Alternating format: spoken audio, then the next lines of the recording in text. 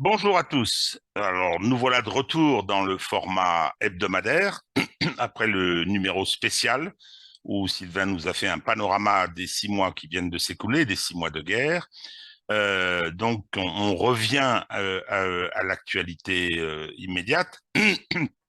Alors, je vous propose d'aborder deux sujets. Premièrement, ce qui se passe en Occident, qui est quand même, semble-t-il, assez significatif, quoique très confus, assez compliqué sur la façon dont l'Occident, qui s'est lancé dans une croisade contre la Russie, une croisade économique, politique, géostratégique, est en train, peut-être face à l'évolution de la situation, toujours la situation géostratégique mondiale, est en train peut-être de commencer à imaginer d'autres solutions que celle d'une guerre contre la Russie jusqu'au dernier Ukrainien. Et puis la deuxième partie que je souhaiterais aborder, de nouveau, c'est de nous tourner vers notre spécialiste, vers Sylvain, pour parler de cette fameuse offensive dont les médias nous ont rebâti les oreilles depuis quelques jours, et offensive qu'il serait souhaitable de décoder, de savoir un petit peu à la fois ce qui s'est passé et les perspectives que ça ouvre. Alors, sur la situation actuelle en Occident, la première chose qu'on peut noter, c'est que le ton a changé. Je parle de la France, là, pour l'instant. Hein. La France, qui était quand même le mauvais élève occidental concernant la propagande, c'était ce que Jacques Beau disait, que c'était chez nous qu'on avait le pire discours. Il semble quand même que ça change, en particulier sur la question de ce que nous avait promis Monsieur Bruno Le Maire, notre grand spécialiste sur le fait que la Russie serait rapidement à genoux au plan économique. Eh ben, c'est pas le cas du tout. Et vous avez des gens comme Langlais ou Jean-Marc Sylvestre qui sont les économistes de plateau, très libéraux d'ailleurs, qui viennent nous dire que effectivement c'est pas ça, qu'il y a, je vais dire, une situation de la Russie qui est celle d'un pays qui n'est pas endetté, qui a des montagnes de cash, hein, et qui commerce avec le reste du monde en dehors de l'Occident et de ce bloc. Hein, de, qui... de l'Occident européen, hein, parce qu'on sait que les échanges économiques avec les États-Unis se poursuivent quasiment de manière ininterrompue. Hein. Alors ça, c'est très, très intéressant. Ils ont même augmenté sur Oui, certains plans. Ils ont même exactement, oui. augmenté. Donc, le winter is coming, c'est-à-dire la crise de l'énergie, que comme d'habitude, Emmanuel Macron essaye de traiter dans l'opacité, hein, avec le Conseil de défense, c'est-à-dire qu'il zappe complètement les institutions de la République, mais ça, il l'a fait pendant tout le premier mandat et en particulier avec la crise du Covid. Toujours est-il que voilà, aujourd'hui, c'est un peu en train de changer. Et alors, ça provoque chez les soutiens de l'Ukraine, les soutiens les plus militants, hein, ça provoque des réactions qui font que le débat devient assez tendu. On a vu, alors, citer BHL, c'est pas très intéressant parce que ça fait 50 ans que ce pitre occupe les écrans, mais il est venu, c'était assez étonnant, devant Darius Rochebin sur LCI, surnommé LCU, hein, U pour Ukraine. Il est venu dire non, non, non, pas du tout, la Russie est à genoux, on est au bord de la famine dans ce pays, j'exagère un peu, c'était pas exactement le choix des termes, hein, et donc, je veux dire, le système médiatique a répondu non, ça n'est pas vrai. Hein, chacun le faisant à sa façon. D'autre part, sur le plan international, effectivement, l'Occident européen, mais on constate aussi que les choses bougent, c'est-à-dire que les pays qui n'appartiennent pas à ce bloc occidental font du commerce, et en particulier, effet d'aubaine, les Chinois et les Indiens achètent de l'énergie russe et la revendent aux Occidentaux avec des marges tout à fait considérables. Par ailleurs, j'ai appris que un certain nombre des sanctions qui avaient été décidées contre tout un tas de pays qui leur déplaisent, je pense à Cuba, au Venezuela, Venezuela en particulier, qui est un gros producteur de pétrole, eh bien, il y avait des systèmes qui avaient été mis en place pour contourner ces sanctions, je pense en particulier aux Chinois, et que les Américains laissent faire. Bon, donc je veux dire, sera maintenant la stratégie occidentale face à ce conflit? C'est difficile à dire, mais c'est sûr qu'il y a des inflexions. Elles sont toujours contradictoires. Elles sont toujours contradictoires. Quand on voit l'Allemagne, vous avez une partie euh, des partis politiques qui disent faut arrêter, maintenant il faut négocier, il faut discuter, et vous avez en particulier les Verts, hein, qui sont comme chez nous néoconservateurs, atlantistes, très bellicistes, avec cette fameuse Madame Baerbock, qui est la ministre des Affaires étrangères, qui elle, non, veut absolument faire tuer jusqu'au dernier Ukrainien. Elle a eu une phrase extraordinaire qui est en train de faire le tour du monde, c'est de dire peu importe ce que pensent mes électeurs, moi je soutiendrai l'Ukraine jusqu'au bout. Alors, on enlève le mot Ukraine, je soutiendrai le système Zelensky jusqu'au bout. Donc, mais bon, je veux dire, on va voir comment ça évolue. Et puis peut-être à la suite du résultat de cette fameuse contre-offensive qu'on nous annonçait depuis longtemps, avec pas mal de rodomontades, que y compris chez nous, l'opinion avait l'air de considérer qu'elle n'arriverait jamais. Et bien finalement, il s'est passé quelque chose. Hein, donc, je vais me tourner vers Sylvain en lui posant une première question. Parce que moi, quand j'avais regardé un petit peu ce qu'on nous annonçait, la volonté de la reprise de Kherson, et après de reconquête de la Crimée, est-ce qu'une offensive susceptible d'atteindre ces objectifs à plus ou moins long terme était possible, techniquement et militairement? Alors, ce qu'il faut voir, c'est le rapport de force il y a encore donc quelques jours avant qu'elle soit déclenchée, hein. Aujourd'hui, on sait qu'il y a un rapport de force, de force terrestre, hein, d'unités de mêlée, chars, infanterie mécanisée, etc., qui était avec une légère supériorité aux forces ukrainiennes. Légère. Mais cette supériorité légère, elle est pondérée par deux éléments. Premier élément, il y a à peu près la moitié des unités engagées qui sont plutôt du niveau des unités territoriales ou de la garde nationale ukrainienne, hein, et donc on sait que là, c'est des gens qui sont pas habitués à faire la guerre, qui sont pas entraînés pour ça au départ, et puis qui sont pas non plus dans des classes d'âge forcément favorables à faire la guerre de manière continue et de manière intense. Et puis ensuite, bien évidemment, c'est le rapport des soutiens, hein, c'est-à-dire que au niveau des soutiens, l'artillerie ukrainienne, même avec les systèmes américains ou français, n'avait même pas la parité là cette fois-ci. Elle était toujours en infériorité. On parle d'un rapport favorable pour les Russes de 4 pour 1. Hein, donc c'est assez impressionnant. Et puis bien sûr, l'aviation et les hélicoptères de combat. Les Ukrainiens, le premier jour, ont tenté quelques sorties avec les matériels qui leur restent. Ils ont perdu, je crois, de mémoire, 2 avions d'attaque au sol Sukhoi 25.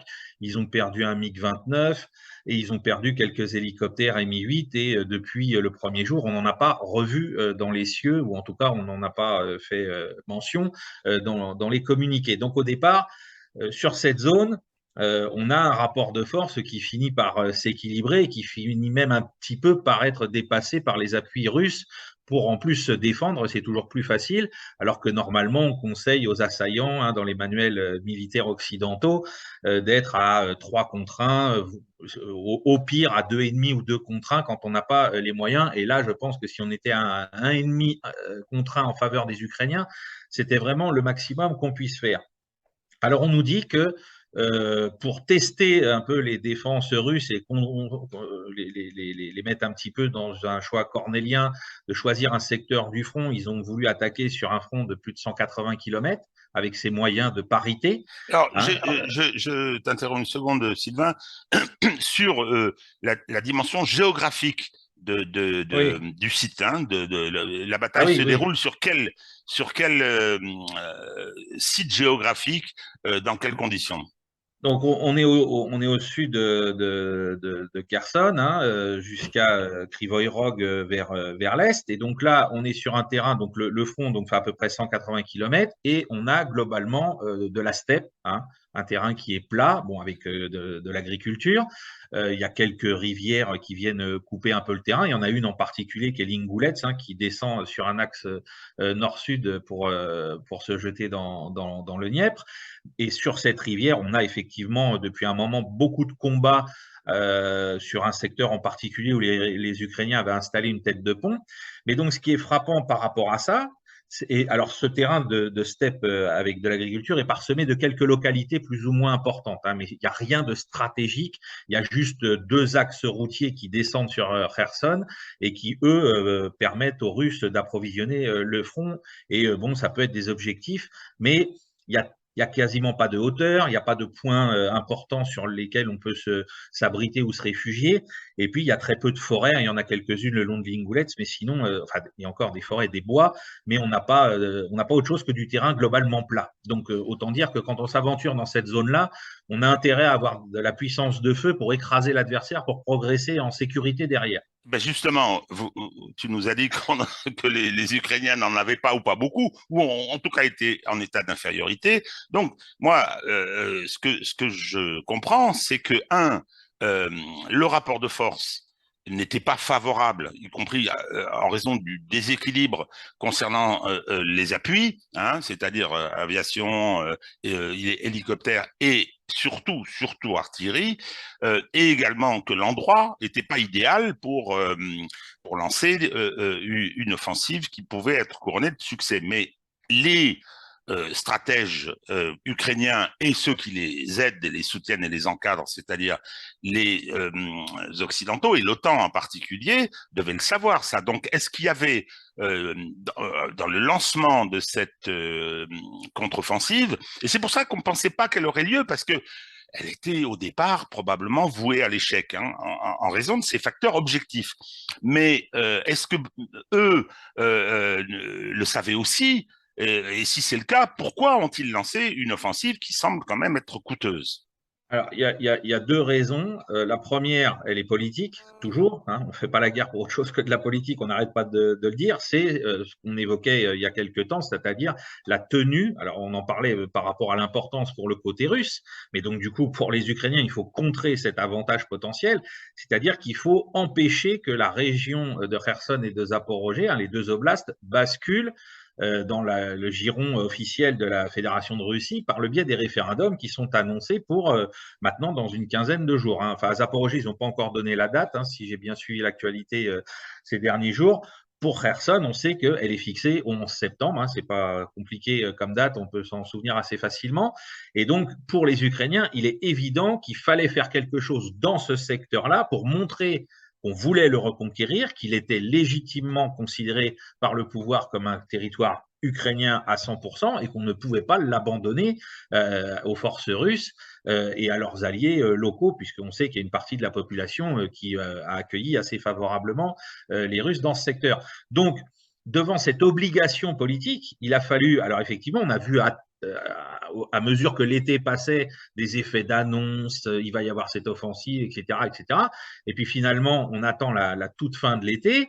Et on attend aussi quelque chose qui est très important, c'est le second point pour moi, c'est que le 8 septembre, il y a une réunion à Ramstein en Allemagne, hein, entre le gouvernement ukrainien et les Occidentaux, OTAN, États-Unis, pour un nouveau paquet d'achat d'armes pour l'armée ukrainienne. Et donc, si l'armée ukrainienne ne montre pas qu'elle utilise déjà tout ce qui lui a été donné, hein, ou vendu, il est absolument certain que les Occidentaux vont arrêter ou vont réduire leur vente ou leur envoi d'armes à l'Ukraine.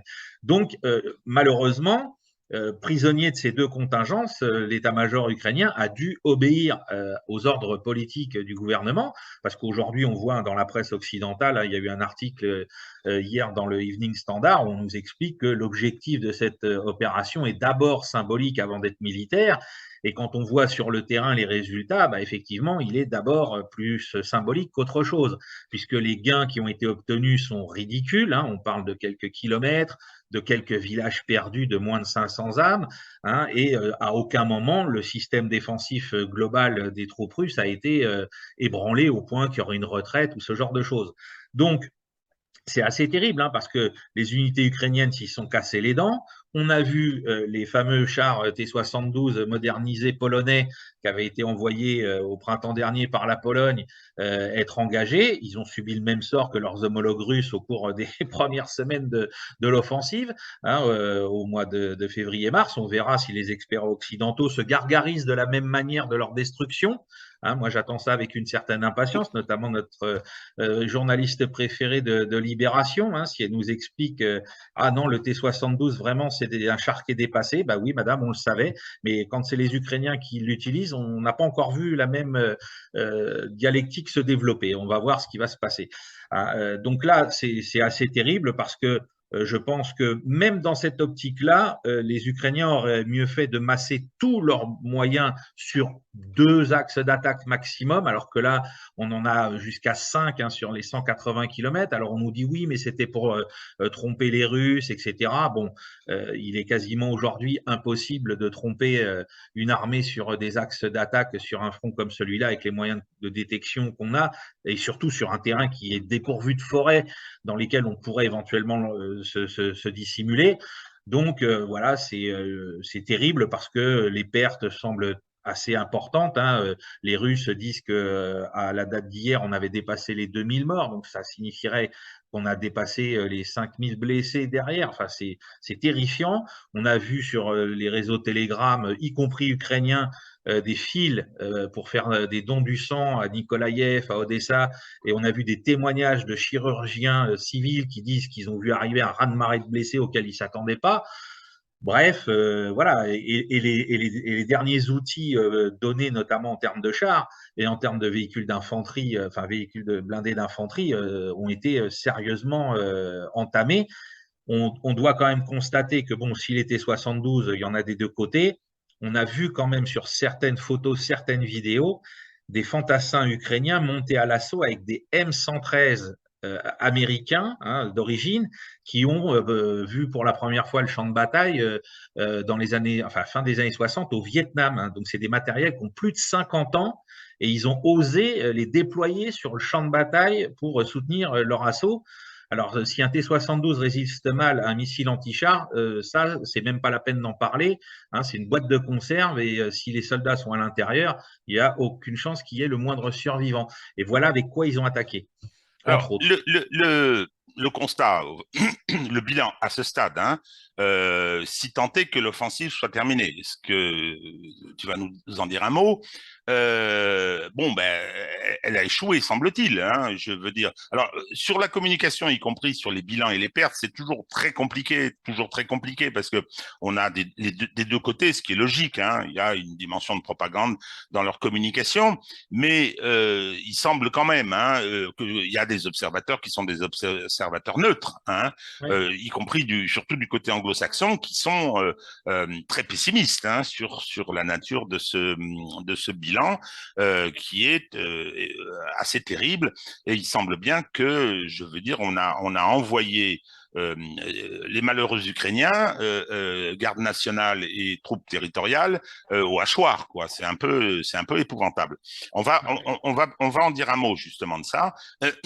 Alors, autre question, on a appris hier qu'il y avait eu un raid sur la centrale de Zaporozhye à l'occasion un raid ukrainien hein, à l'occasion de la visite de la délégation de l'Agence internationale de l'énergie atomique. Et donc, qu'est-ce qu'on peut en dire? Parce que là aussi, c'était très surprenant. Alors, il y avait la question de l'intérêt de cette offensive, hein, là aussi symbolique, médiatique, etc. Et puis, il y avait aussi les difficultés militaires que ça semblait représenter. Alors effectivement, hier matin, on a appris assez tôt ici en France que dès 6 heures heure locale, il y avait eu une opération commando menée par les forces spéciales ukrainiennes. On nous a d'abord expliqué qu'il y avait un groupe de commandos d'une soixantaine de soldats qui avaient réussi donc à prendre pied sur une petite zone donc au nord-est de la centrale. Hein, le territoire de la centrale de Zaporozhye est très vaste. Hein, on a expliqué, hein, c'est la plus grande centrale nucléaire civile d'Europe. Et donc, ils ont réussi à prendre pied, mais ils n'ont pas réussi à aller très loin parce que la garde nationale russe qui garde les installations a été, semble-t-il, alertée très rapidement les combats ont eu lieu sur la rive du Dniepr. On parle sur l'effectif engagé de 47 morts, de blessés qui donc ont été faits prisonniers. Donc certains vont être interrogés, je l'imagine, par les forces de sécurité russes et on saura peut-être un peu plus ce qui ressortait de cette opération. Et puis ça, c'était l'élément où il y a eu combat, et puis un peu plus à l'ouest sur le Dniepr, mais toujours en face de la centrale, on a eu là plusieurs barges transportant entre 250 et 300 hommes en fonction des rapports qu'on a pu lire sur différents canaux, qui, elles, ont carrément été coulées par l'aviation d'appui au sol russe, vraisemblablement des Sukhoi 25 et peut-être même des hélicoptères K-52 sont arrivés et à coups de roquettes ou de missiles ont coulé littéralement les barques. Alors là, on ne sait pas si tous les soldats ukrainiens des forces spéciales sont morts noyés, sont morts tués par les roquettes. Là-dessus, c'est l'opacité la plus totale, mais toujours est-il que l'opération a échoué totalement. Je pense qu'elle visait à reprendre le contrôle de la centrale avant l'arrivée de la délégation de l'AIEA, à créer un fait accompli, à essayer, puisque c'est l'objectif depuis le départ de la communication ukrainienne, de dire à l'ONU, bah voilà, c'est nous qui tenons la centrale, on appelle maintenant la communauté internationale à l'aide, venez déployer des casques bleus, etc., etc., pour éviter son débranchement qui a déjà eu lieu la semaine dernière, mais pour le refaire, de cette centrale vers l'Ukraine avec l'hiver qui approche à grands pas. Voilà. Alors, bon, là aussi, on peut s'interroger sur la lucidité de ceux qui ont décidé cette opération, si tant est que les objectifs que tu viens de décrire étaient bien ceux-là. Il y avait peut-être, là aussi, la question du symbole. Regardez comme on est à l'initiative, il faut continuer à nous aider. Donc, est-ce que l'offensive a atteint son point de culmination, le terme militaire, à nouveau, ou bien est-ce que là, bon, on est dans la gestion de certaines de ses conséquences, mais que l'affaire est finie et la messe est dite? Alors, je pense que pour l'offensive en tant que telle, le point de culmination a été atteint hier et que depuis hier, les combats qui se déroulent sont des combats de grignotage. On est revenu à ce qui se passait dans le même secteur encore la semaine dernière, parce que ce qu'il faut pas oublier, c'est que la semaine dernière, comme on l'avait précisé, les Russes étaient à l'œuvre dans ce secteur-là pour éventuellement préparer leur offensive sur Nikolaïev. On notera d'ailleurs que les points qui avaient été conquis par les Russes la semaine dernière n'ont pas été, eux, reconquis. Ils étaient visés, mais ils n'ont pas été reconquis au cours des 3 journées précédentes. Donc là, on est dans des combats autour des petits villages que j'ai cités, qui étaient pour certains sur la ligne de front avant, d'autres qui ne l'étaient pas. On est sur des duels d'artillerie, ça par contre ça continue, mais en termes de nouvelles forces engagées par les Ukrainiens, il n'y en a pas. Les Russes disent que vraisemblablement ils sont en train d'en rassembler avec les unités qui leur restent pour reporter leurs efforts probablement sur un des rares secteurs sur l'Ingouletz où ils ont réussi à avancer un petit peu. Mais je pense que là, sur ce secteur-là, ils sont rentrés dans ce qu'on appelle en termes militaires une killing zone, un sac à feu, où ils se sont aventurés sur quelques kilomètres de profondeur et sur très peu de largeur, et où ils se sont fait écraser par un feu d'enfer de l'artillerie russe, et où ça a été, semble-t-il, un véritable massacre. Donc ils peuvent toujours continuer d'essayer d'investir des unités là-dedans, mais là, c'est prendre le risque de voir fondre leurs réserves encore un peu plus. Là, on est arrivé à quelque chose qui peut parler un peu aux Français. On est un peu dans savoir si on va être comme Nivelle en 1917 avec l'offensive du chemin des Dames. Est-ce que, comme promis, quand on voit que ça n'avance pas, on l'arrête et on arrête la boucherie, ou est-ce que on fait comme Nivelle, on passe outre cette idée et que pour des questions politiques et des questions de communication, on continue de faire tuer du monde pour finalement pas grand-chose, sinon préparer donc la réunion de Ramstein le 8 septembre et essayer de peser sur le référendum d'autodétermination du 11 septembre prochain. Voilà. Alors, de nouveau, la question récurrente, les Russes font-ils durer le plaisir? Je pense que ça se pose pas en termes aussi simples, et surtout le terme plaisir est vraiment pas adapté. Mais effectivement, cette offensive qui a échoué Alors, tu as pris la référence du chemin des dames, je vais prendre la référence de Kursk, mais attention, hein, c'est absolument pas à l'échelle en Oui. 1943, c'est-à-dire que l'échec de l'offensive sert de support à une contre-offensive. Donc, est-ce que les Russes vont en profiter de ce qui se constitue sûrement un affaiblissement et essayer de conquérir Mykolaïev, de descendre jusqu'à Odessa? Je vais rester fidèle à ce que je disais encore la semaine dernière. Je pense qu'effectivement, par rapport à l'activation dont on a parlé du troisième corps d'armée russe qui est concentré à Rostov-sur-le-Don et qui regroupe à peu près donc 40 000 hommes, je pense que l'occasion paraît logique, hein, donc d'attendre peut-être encore quelques jours, de voir si ces réserves ukrainiennes sont jetées dans la fournaise ou pas. Et si elles le sont, alors là, vraiment, ça fera une décimation des unités dans le secteur. Et donc, effectivement, sur le schéma que tu rappelais de course, que là, de lancer la contre-offensive pour saisir Nikolaïev et Odessa dans la foulée avant qu'arrive l'automne dans la région. Ça me paraît tout à fait logique. Pour les Russes, je pense, souhaitable, hein, d'autant plus que ça pourrait intervenir au moment du référendum pour dire, bon ben voilà, c'est bon, cette région nous est acquise et on envoie maintenant nos troupes à la conquête de ce qui reste à prendre dans le sud ukrainien. Bon, y aura-t-il le coup d'épaule, hein, que l'on attend, dont on pensait que les conditions objectives étaient réunies? Nous verrons bien. Alors, la communication, hein, on en a parlé autour de cette offensive, a été très importante. Moi, je vais retenir une première chose. Une première chose, c'est que effectivement, les réseaux fournissent des vidéos, fournissent des éléments qui sont difficiles à contester, hein. Bien évidemment, on peut toujours, lorsqu'on voit une interview, lorsqu'on voit un prisonnier interrogé, on peut toujours imaginer que tout ça est une forgerie fait pour les besoins de la propagande, ce que je trouve de part et d'autre logique. Mais là, les vidéos qu'on voit sont terribles, hein, sont terribles, sur Telegram en particulier, mais sur d'autres réseaux aussi. Elles sont terribles sur les blessés, sur les soldats qui s'expriment, quoi, hein, je veux dire, épuisés, mal équipés, etc.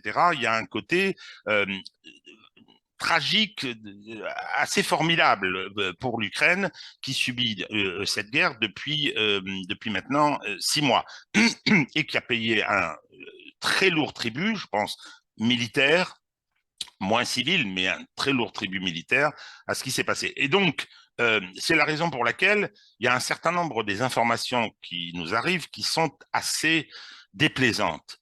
Par exemple, en ce qui concerne Zelensky, que plus grand monde ne compare à Churchill, hein, euh, on a, je veux dire, ça met en scène les photos qu'il a fait euh, où il prend la pose avec sa femme, etc. Pendant que les Ukrainiens les moins aisés, les plus pauvres, se font hacher, il y a quelque chose d'assez terrible. Et lorsqu'on apprend que Madame Zelensky est en Grande-Bretagne en train de négocier l'achat de plusieurs millions d'euros d'un manoir, alors je ne sais pas si c'est vrai, avéré, mais enfin en tout cas ça a l'air solide, c'est la presse britannique qui le dit. Lorsqu'on voit dans la presse italienne la villa toscane de Zelensky louer une fortune, hein, à des Russes, hein, on se dit que c'est quand même une situation assez insupportable. Et lorsque l'on voit les fameuses vidéos, lorsqu'on voit les fameuses vidéos de la jeunesse dorée qui viennent, qui dansent, etc., un peu comme la première ministre finlandaise, sauf que là, il y a la guerre, hein, et qu'il y a même une vidéo où on voit un soldat la regarder et sa physionomie, il y a quelque chose, j'insiste, de difficilement supportable. Et puis il y a autre chose qui est difficilement supportable, hein, et qui se passe chez nous.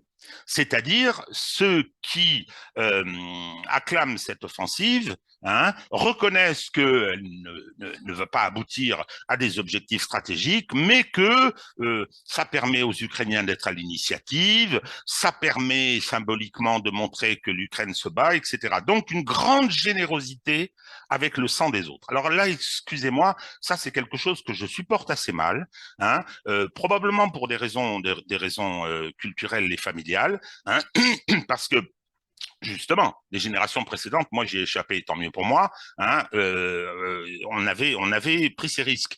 Et donc, mais que on parle, armons-nous et partez. Hein, c'était la phrase que mon père disait de temps en temps. Et donc là, et en particulier, il y en a un qui s'appelle Cédric Mass, hein, le personnage qui avait lancé une cagnotte, hein, pour son mariage, une cagnotte publique comme ça pour son mariage, acclamé par Monsieur Bayou, hein, le patron des Verts. Eh bien, le Cédric Mass en question, puis je vais passer la parole à Sylvain qui le connaît, enfin qui connaissait. Moi, j'en avais jamais entendu parler avant, mais là, qui effectivement se réjouit du massacre quelque part, même si c'est indirectement. Oui, c'est-à-dire qu'on nous dit, voilà, il ne faut pas s'inquiéter sur ce qu'on a comme rapport sur les échecs ou les réussites tactiques de l'armée ukrainienne, hein. On nous dit c'est pas ça qui doit être pris en compte pour apprécier, évaluer l'offensive. Ce qui est important, c'est que l'Ukraine ait repris l'initiative, hein. À croire qu'ils veulent à tout prix, ces gens-là, me donner tort en me disant ah mais oui, regardez, ils n'ont pas été neutralisés, ils ont encore des moyens. Alors, je reconnais qu'ils n'ont pas été neutralisés au point où je pouvais l'imaginer, mais enfin, si c'est pour lancer des troupes comme ça au massacre, hein, finalement, c'est pas une marge de manœuvre qui est extrêmement importante et puis qui va rester dans les annales de l'histoire comme étant une référence positive, loin de là. Donc, effectivement, on voit que d'ailleurs, cette information qui est transmise par Cédric Mass, hein, c'est ni plus ni moins la reprise de ce que dit de manière très enrobée le think tank de la famille Kagan, hein, le fameux ISW, hein, l'Institute for the Study of War, qui nous dit attention, hein, faut prendre avec des pincettes ces histoires d'échecs tactiques, hein, parce qu'on ne sait pas encore si le point de culmination de l'offensive est atteint, si les Ukrainiens vont pas attaquer même ailleurs, hein. Ils osent nous dire qu'ils ont peut-être fait là une attaque que de diversion, hein. Alors je ne sais pas où sont les moyens qui leur resteraient pour en mener une autre dans les jours qui viennent, hein, ou alors là, il y a quelque chose qui a échappé à tous les services de renseignement du monde. Donc voilà, donc c'est assez déplaisant parce qu'on voit que ces gens sont bien tranquillement assis là où ils sont, et qui donnent leur avis sur la vie de milliers d'hommes qui, eux, se battent vraiment et défendent leur patrie avec honneur, et que ça les intéresse absolument pas de savoir ce que ça va faire peser sur leurs épaules, hein. Voilà, donc c'est un petit peu ridicule et tragique d'en arriver là aujourd'hui, quoi. Bon, eh bien, écoutez, voilà, c'est effectivement tragique d'en arriver là. On peut souhaiter que rapidement l'ancien président ukrainien, celui qui avait précédé Yanukovych et dont je ne me rappelle plus le nom, ait raison quand il dit que les gouvernements occidentaux poussent l'Ukraine à négocier. Oui, il faudrait en sortir rapidement. Je crois dans l'intérêt de tout le monde, en particulier, d'abord et avant tout, dans l'intérêt du peuple ukrainien qui vit une tragédie dont cette offensive ratée, cette offensive massacrante est une acmé. Voilà. Bon, Oui, écoutez. et puis surtout, ce qu'il faut rappeler, parce que faut pas perdre de vue que le front fait 1200 km, hein, c'est que pendant ce temps-là, les combats se poursuivent à très haute intensité dans le Donbass et que le grignotage tactique que mènent les alliés russes dans ce secteur se poursuit, hein. C'est-à-dire que l'offensive n'a même pas fait stopper l'action alliée dans le Donbass, hein. Ça a absolument rien changé aux opérations en cours. Alors, je vais ajouter une petite chose aussi, toujours en termes d'information. La BBC a publié Ah une oui. étude sur source ouverte, etc., sur les pertes russes. Et ce qui est, alors il y a beaucoup de choses intéressantes. D'abord sur le nombre de pertes. Alors c'est les pertes russes, hein, c'est pas les pertes des Alliés. Et ils ont fait un tableau par semaine. Et Oui. on s'aperçoit, oui, Il faut préciser, Régis, que ce sont les morts, pas les pertes, hein. oui, Les pardon, morts, oui, oui, tout à les fait, morts, les morts. pas les pertes. Et on s'aperçoit que les pertes en mort des semaines dernières, récentes, qui sont celles de ce grignotage dans le Donbass, sont très faibles par rapport à d'autres périodes et en particulier le début. Hein. Oui. On s'aperçoit donc que cette question du grignotage est économe des forces Oui. russes, il avance, il est comment dire, cette artillerie extrêmement puissante et insupportable hein, pour les défenseurs, Ah oui. et avec des niveaux de perte en hommes, de morts, assez faibles. Donc oui, c'est vrai, ça continue, et le mieux, je me répète, ce serait que le plus rapidement possible, dans l'intérêt de tout le monde, y compris, je pense, à la planète, hein, c'est-à-dire que je crois que l'Occident a probablement perdu cet affrontement global tel qu'il s'est déclenché le 24 février dernier et qu'il vaudrait mieux maintenant essayer de trouver des solutions pour restaurer la paix. C'est ça, tout à fait. Bon, eh bien écoutez, merci de nous avoir écoutés et à très bientôt. Merci.